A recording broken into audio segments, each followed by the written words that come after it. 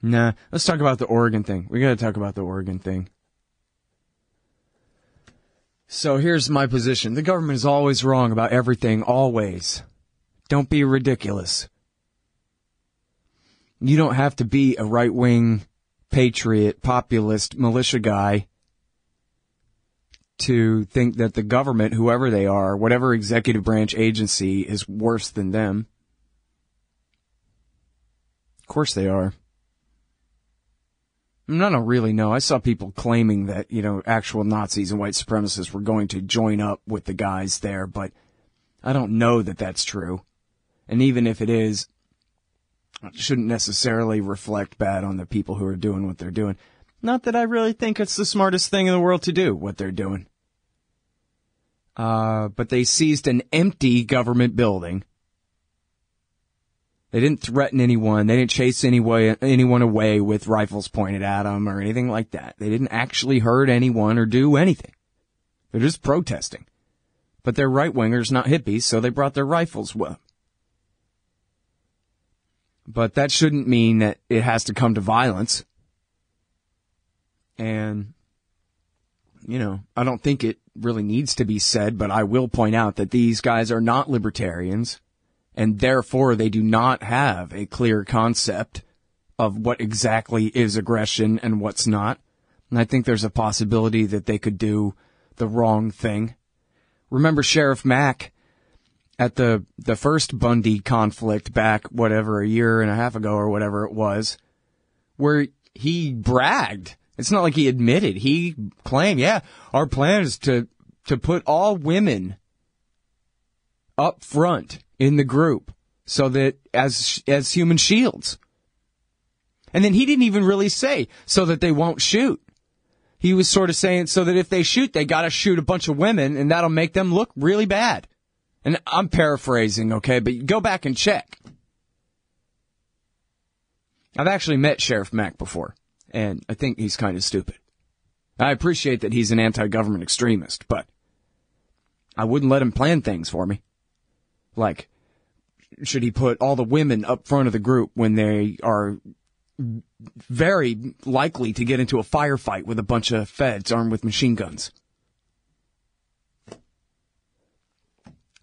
So anyway, the Bundys and whatever, again, they're populist right-wingers. They're not libertarians. And so, my politics and theirs don't necessarily line up exactly. However,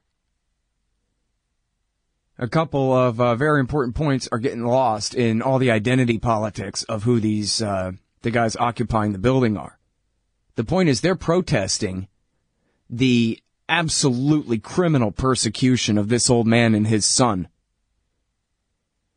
over a non-malicious fire that they set, which was just to the first one got a little bit out of control, but they put it out without even any help from the feds. It burned a few acres of federal land, hurt no people. They put it out themselves years before, way back in 2001.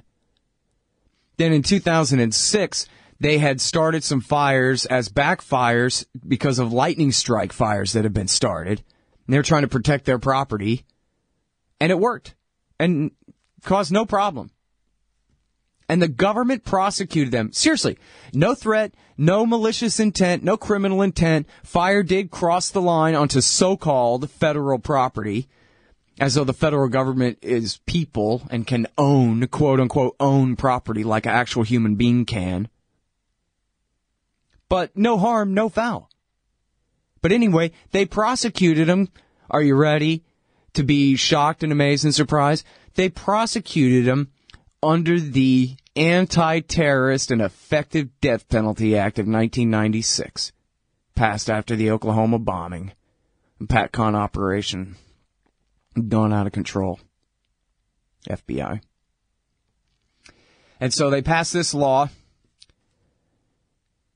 and they're using it against this family, this innocent family. And it's pretty obvious because of the history that the Bureau of Land Management wants their land, and that's why they're persecuting them. They're trying to make their lives miserable enough that they'll give up and give up their property. And so the judge sentences them. They're convicted. The jury goes along with this because they're tools. They're convicted. The judge sentences the man and his son to, I think, 3 months and 12 months. They do their time, but then the judge retires. So the Bureau of Land Management appeals the sentence to the new judge, who adjusts their sentence upwards. And now, after having completed their sentence, they are now back in prison. And this is what the protesters are protesting up there.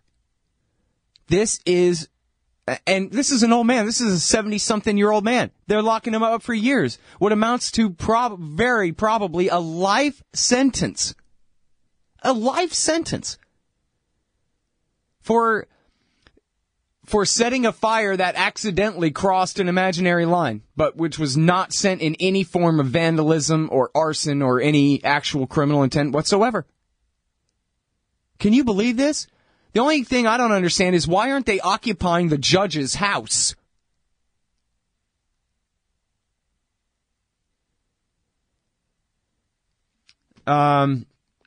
But then the other very notable thing and very troubling thing about this is to watch all the leftists, especially on Twitter, demanding that the double standard be erased and that these people be abused and have their rights violated the same way they would if they were black. Instead of saying that everybody ought to have their rights protected, the left theory now is no one should. That way it's equal.